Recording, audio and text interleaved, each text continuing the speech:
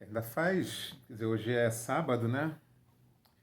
Faz pouco tempo, mas vale a pena falar ainda porque hoje é sábado, então faz menos de uma semana, né? O que a gente viu no último final de semana?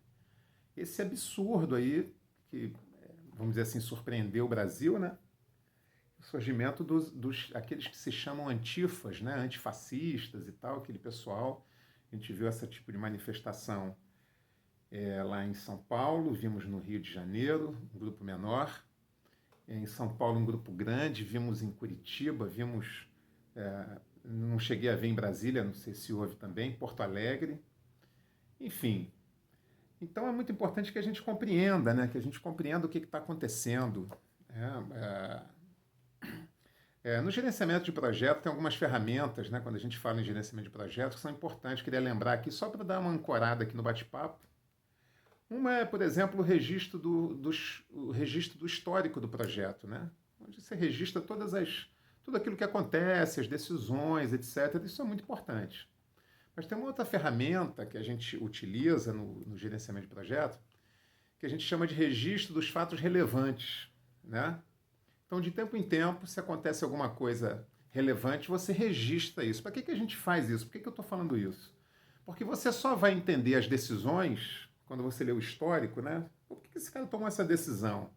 Por que ele contratou dessa forma? Por que ele desistiu? Por que ele não contratou? Por que ele avançou? Por que ele postergou? Você só vai entender essas decisões à luz do contexto. Então, o registro dos fatos relevantes é, tem o objetivo de fornecer o contexto para que você compreenda. Entendeu? Se você não compreender o contexto, você não vai conseguir tirar nenhuma conclusão correta. Esse é o problema do Brasil. Então, quando a gente vê esses. O que isso tem a ver com Antifa? Né? Por que eu estou falando isso? Porque quando a gente vê essas manifestações, a gente não pode deixar de vê-las, de olhar para elas, à luz do contexto brasileiro recente. Né? Qual é o contexto que eu me refiro? O contexto que eu me refiro é que depois de 30 anos, em 2018, pela primeira vez depois de 30 anos, o Brasil elegeu um candidato que não foi apresentado pelo sistema. Até então, a gente só votava entre o ruim e o pior, entre o comunista e o esquerdista. Nós chegamos a um ponto no Brasil que a gente achava que o PSDB fosse de direita. É isso. Se você é um pouco mais velho, você vai lembrar disso. Né? Então, qual é o contexto que nós precisamos enxergar essas manifestações olhando para esse contexto? Em 2018, pela primeira vez, por um milagre de Deus, a sociedade brasileira elegeu um candidato que não foi apresentado pelo sistema. Que, aliás, nem o próprio sistema acreditava que ele fosse ser eleito. O presidente Bolsonaro foi eleito contra tudo e contra todos.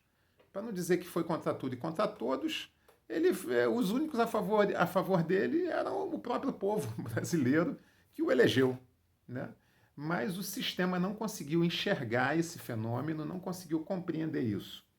E de lá para cá, apesar do presidente Bolsonaro ter ganhado as eleições, de lá para cá a gente vive esse sentimento de vingança, esse remorso e pior, remorso não é o caso, né? Desculpa, eu falei a palavra errada. Esse sentimento de vingança e essa atitude de quem não aceita o resultado das urnas. Ninguém se conforma que esse cara tenha sido eleito. O sistema não se conforma. É claro que isso não é só um sentimento, né?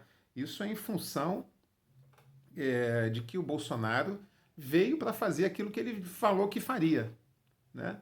Para mudar a forma de fazer política, para estancar a sangria, para combater o socialismo, o progressismo, o globalismo, para combater o crime contra o erário público, enfim, é isso que está acontecendo no Brasil.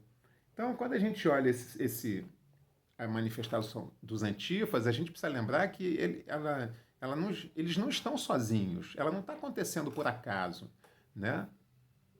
Então, o que aconteceu na semana passada? A gente viu aí aquele inquérito fajuto, né? Do STF, a invasão na casa das pessoas, o vilipêndio da nossa Constituição, a transgressão das nossas garantias fundamentais, dos direitos individuais. Foi isso que a gente viu.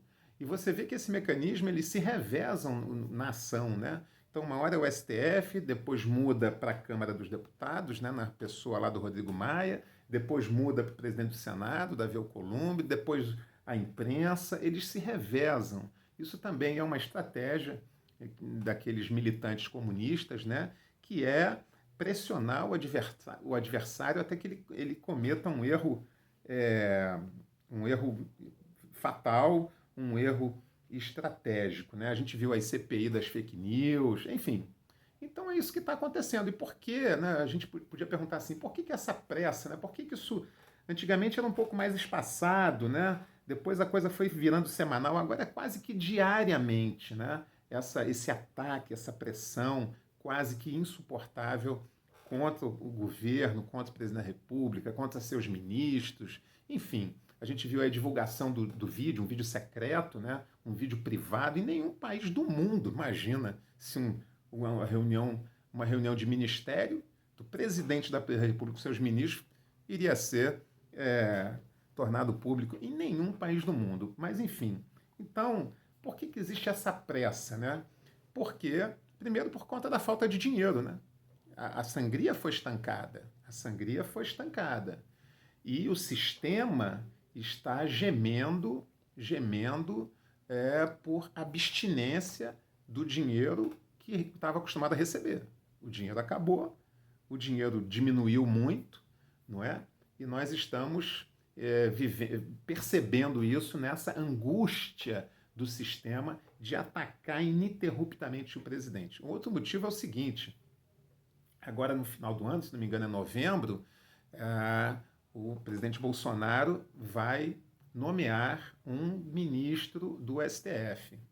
Né? Nem vou comentar sobre o STF aqui agora, esse é outro papo, mas o presidente Bolsonaro vai comentar. Em julho do ano que vem, mais um ministro vai sair, se não me engano, Marco Aurélio Mello. Celso de Mello sai agora em novembro, Marco Aurélio Mello sai em julho do ano que vem. Então, são a nomeação de 2 ministros que muito provavelmente, né, a gente espera assim, óbvio, serão ministros conservadores. Então, essa é a questão. Essa é a questão.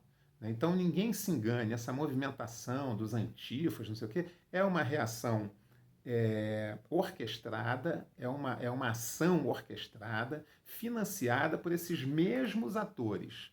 Os mesmos atores. A gente viu, só mudou a cor da camisa. Antes era vermelha, tinha a bandeira do PT. Agora é preta e tem faixa de antifa. Mas são as mesmas pessoas que o professor Olavo chama de lumper proletariado. Né? Aí a gente começa a ligar os pontos. Né?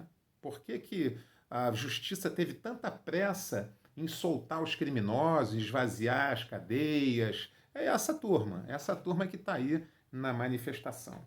Né? Então é isso. Né? Espero que você consiga olhar, dar uma olhada no contexto e você vai compreender o que está acontecendo no Brasil. A boa notícia é o seguinte, não conseguirão. Não conseguirão. Eu esqueci de falar, vou falar agora no finalzinho, senão vai ficar muito longo, né? O que gerou essa reação toda, né, do sistema, né?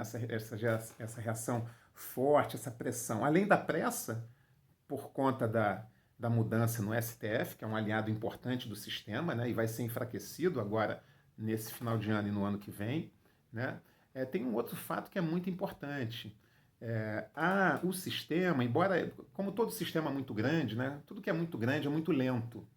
E o sistema que é muito grande, que dominava a sociedade brasileira, ainda domina muitas áreas, também é muito lento. E foi lento em perceber que eles perderam, apesar de ter ganhado muitas batalhas, mas eles perderam a guerra das mídias sociais. Perderam a guerra das mídias sociais. É por isso, esse é um principal motivo desse ataque contra a liberdade de expressão. Eles perderam a guerra das mídias sociais e agora estão tentando cercear a liberdade de expressão porque eles sabem que não conseguem mais se movimentar nesse campo. E, para concluir, eu ia falar, né, a boa notícia é que, sim, a cada semana de ataque, o presidente Bolsonaro é mais fortalecido, as verdades têm mostrado que ele está no caminho correto, que o seu ministério é um ministério idôneo. Pela primeira vez na história desse país, a gente vai aí para praticamente 1 ano e meio de governo sem nenhuma denúncia de corrupção, de desvio, de escândalo. Essa é a boa notícia. Então, qual é o nosso conselho?